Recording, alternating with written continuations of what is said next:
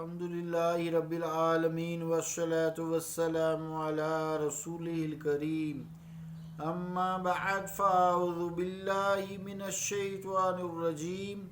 بسم اللہ الرحمن الرحیم ان اللہ لا یغفر ان یشرک بہ ویغفر ما دون ذلک لمن یشاء صدق اللہ العظیم۔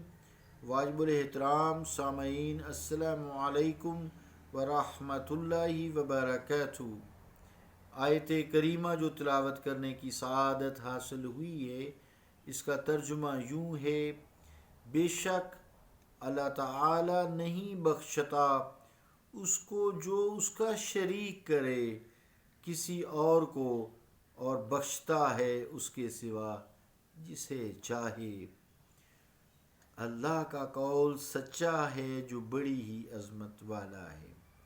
عزیزان گرامی قدر، السلام علیکم ورحمۃ اللہ وبرکاتہ۔ اس سے پہلے ہم نے دو درسوں میں شرک کی لغوی تحقیق اور شرک کے لغوی معنی بیان کیے۔ یقیناً آپ کو سمجھ آ گئے ہوں گے، چونکہ شرک سب سے بڑا جرم ہے، سب سے بڑا گناہ ہے، کبیرہ ترین گناہ ہے۔ اس کی قرآن مجید کے مطابق بخشش نہیں ہے۔ اگر کوئی شخص شرک کی حالت میں مشرک ہو کر فوت ہوتا ہے تو قرآن مجید کے مطابق اس کی بخشش نہیں ہے، احادیث کے مطابق اس کی بخشش نہیں ہے۔ تو آئیے آج دیکھتے ہیں کہ یہ شرک کی جو صورتیں ہیں، مختلف صورتیں ہیں، شکلیں ہیں یا طریقہ ہے، وہ کیا ہے۔ تو اس کو آج جانچتے ہیں تاکہ ہمیں یہ ٹاپک سمجھ آ جائے۔ شرک کی جتنی بھی تعریفات ہوئی ہیں، جو میں نے بھی کی ہیں، لسان العرب کے حوالے سے لغوی تعریف ہے، شرعی تعریف ہے، اس سے ہمیں یہ بات معلوم ہوتی ہے کہ اللہ تعالیٰ کی عبادت میں کسی اور کو شریک سمجھ کر اس کی عبادت کرنا، یہ بھی شرک ہے، شرک عظیم ہے۔ ان الشرک لظلم عظیم ہے یہ، کیونکہ لا الہ الا اللہ ہے، نہیں ہے کوئی معبود مگر اللہ ہے، تو سوائے اللہ کے مخلوق کو الہ جاننا، معبود جاننا، اس کی عبادت کرنا، عبادت نہ بھی کر تو خالی اس کو سمجھنا، یہ بھی شرک ہے۔ ایک تو یہ حالت ہوگی کہ اللہ کے علاوہ کسی کی عبادت کرے۔ دوسری یہ کہ اللہ تعالیٰ چونکہ مستقل متصرف بذات ہے، تو اللہ تعالیٰ کو بھی متصرف بذات سمجھے اور کسی اور کو بھی متصرف سمجھے، چاہے کوئی ہو۔ انبیاء کی ہستیاں کتنی عظیم ہیں، چاہے وہی ہوں، صدیقین ہوں، شہداء ہوں، صالحین ہوں، اولیاء ہوں، علماء خیر ہوں، ماں باپ ہوں، سورج، چاند، ستارے، جتنی بھی مخلوق ہے، اگر وہ یہ سمجھے کوئی ستارہ ہے، چاند ہے، جیسے لوگوں نے ان سے اپنی قسمتیں وابستہ کی ہوئی ہیں، استغفر اللہ معاذ اللہ، تو اس چیز کو اللہ کے علاوہ یعنی مخلوق کو کسی کو حقیقی مستقل متصرف بذات سمجھے، یعنی یہ کسی چیز میں بھی تبدیلی یا اس کی خواہش کے مطابق یہ چیز وقوع پذیر ہو سکتے ہے، یہ خرچ کر سکتا ہے، یہ اللہ کی عطا کے بغیر ہی، تو وہ بھی شرک ہے۔ یا پھر اللہ تعالیٰ کے ساتھ ایمان رکھنا مگر عبادت کسی اور کی بھی کرنا، یعنی اللہ کی بھی عبادت کرنا اور بتوں کی بھی کرنا، جیسا کہ مکہ کے مشرک کرتے تھے، اور یہ کہتے تھے، قرآن مجید کی آیت بھی ہے کہ ہم بتوں کی عبادت اس لیے کرتے ہیں کہ وہ اللہ تعالیٰ کا ہمیں مقرب بنا دیں۔ یہ آئے گا، یہ بھی ٹاپک آئے گا انشاءاللہ تعالیٰ۔ تو یہ سب کچھ شرک ہے، یعنی اللہ کے ساتھ کسی کی عبادت کرنا یا اللہ کے علاوہ کسی کو متصرف بذات سمجھنا، اس کی ذات و صفات میں کسی اور طاقت کو بھی قائم بذات سمجھنا اور مستقل متصرف سمجھنا، یہ سب کچھ شرک کے زمرے میں آتا ہے، اور ایسے عقائد رکھنے والا از روئے شریعت مطہرہ زندیق ہے، کافر ہے، مشرک ہے، اسے مشرک قرار دیا جائے گا۔ یہ شرک کی حقیقی اور بنیادی تعریف ہے۔ اور اگر کوئی شخص، جتنے میں نے یہ بیان کیے ہیں فاسد عقائد، اس میں نہیں ہیں، وہ عقائد فاسدہ باطلہ کا قائل نہیں ہے، اس میں یہ خصوصیات نہیں ہیں شرک والی، اور نہ اس کے یہ نظریات ہیں، یعنی نہ وہ کسی کی اللہ کے علاوہ عبادت کرتا ہے، نہ کسی کو عبادت کے لائق سمجھتا ہے، نہ کسی کو حقیقی متصرف بذات سمجھتا ہے، تو نہ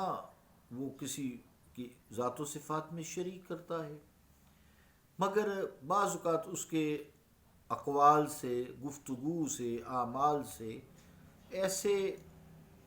کوئی چیز ظاہر ہو جاتی ہے، صدور ہو جاتا ہے،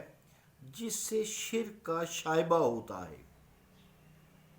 اگرچہ وہ شرک کی حقیقی تعریف میں داخل ہونے کے سبب شرعی طور پر تو مشرک نہیں ہوگا، مگر اس کے لیے ایسے تمام اعمال اقوال سے اجتناب ضروری ہے جن کے دیکھنے یا سننے سے اشتباہ شرک پیدا ہو سکتا ہے۔ مثلا مثال دیتے ہیں، مثال کے طور پر نیت جو ہے وہ تعظیم اللہ ہے، ٹھیک ہے، کوئی ایسی بات نہیں۔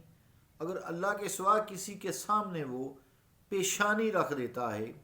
یا سجدہ کرتا ہے، یعنی وہ جانتا ہے کہ سجدہ سوائے اللہ کے کسی کو نہیں ہے، تعظیم میں پیشانی رکھ دیتا ہے یا سجدہ کر بیٹھتا ہے، اگرچہ یہ ایسا کرنے والے کی نیت نہیں ہے، محض اظہار تعظیم ہے، تکریم ہے۔ اور حدیث پاک میں بھی آتا ہے انما الاعمال بالنیات، کہ اعمال کا دار و مدار نیتوں پر ہے، تو اس کے یہ پیش نظر ہو کہ اللہ کے علاوہ کوئی عبادت کے لائق نہیں ہے، لیکن ایک ایسی صورت پیدا ہو جاتی ہے کہ دیکھنے والا سمجھتا ہے کہ یہ اس فلاں شیخ کو، فلاں جو ہے پیر صاحب ہیں، فلاں علماء خیر ہیں، استاد جی ہیں، ماں باپ ہیں، یا خانہ کعبہ ہی ہے۔ اگر اس کے نیت میں یہ ہے کہ میں خانہ کعبہ کو سجدہ کروں تو یہ بھی شرک ہے، حالانکہ خانہ کعبہ سے کون سا معظم گھر ہے۔ تو اعمال کا دار و مدار نیت پر ہے، لیکن ایک ایسی صورت پیدا ہو جاتی ہے کہ دیکھنے والا سمجھتا ہے کہ جو اس نے نماز میں سجدے کی صورت ہے وہ کسی شخص کے آگے اپنی پیشانی ٹیکی ہوئی ہے سجدے کی طرح، اور اس کی اجازت نہیں ہے شریعت مطہرہ میں۔ جیسے شریعت مطہرہ میں حضرت محمد مصطفیٰ صلی اللہ تعالیٰ علیہ وآلہ وسلم نے سجدہ تعظیمی کو حرام قرار دیا ہے۔ سجدہ تعظیمی حرام ہے، حرام ہے، منع ہے، منع ہے۔ لیکن کچھ بھی بعض لوگ ایسے جنونی ہوتے ہیں، وہ کر بیٹھتے ہیں، لیکن ان سے اگر پوچھ کر، نہ جی نہ، سجدہ اللہ کو ہے، میں تو تعظیم کر رہا ہوں، میں نے تو عقیدت میں ان کا ہاتھ چوم لیا ہے، پاؤں چوم لیے ہیں یا سجدہ کر لیا ہے۔ کرنا نہیں چاہیے، چونکہ دیکھنے والے کو پھر دماغ خراب ہوتا ہے نا۔ صحیح دماغ جو ہے وہ اچھا بھلا شیطان وسوسہ ڈال کے اس کو خراب کر دیتا ہے۔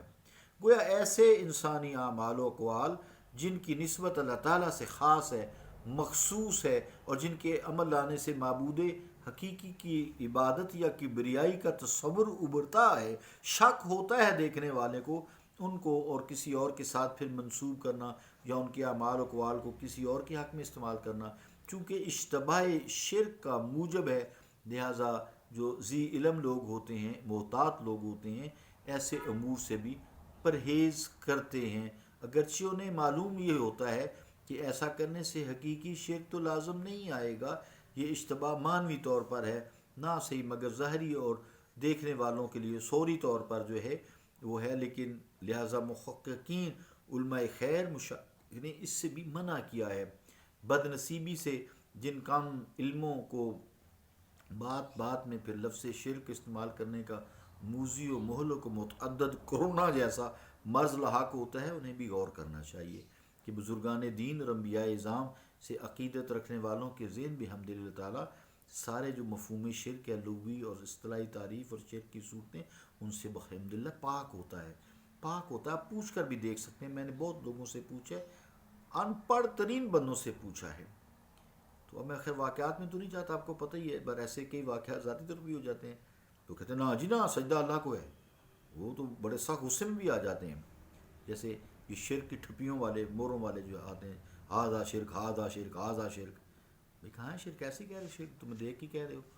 نہ بندے کے دل پتہ ہوتا اس کے دل میں پورا نور بھرا ہو. تو بہرحال جو ہے بات یہ ہوئی، یہ دانشمندی، عقل مندی، احتیاط کا تقاضا یہی ہے کہ ایسی واقعات میں یا ایسے اقوال میں، اعمال میں، گفتگو میں ایسے الفاظ یا ایسا عمل نہ کیا جائے جس سے شرک کا شائبہ ہوتا ہے. صلی اللہ تعالیٰ علی رسول خیر خلقہ محمد وعلی آلہ وصحبہ اجمعین برحمتک یا ارحم الراحمین.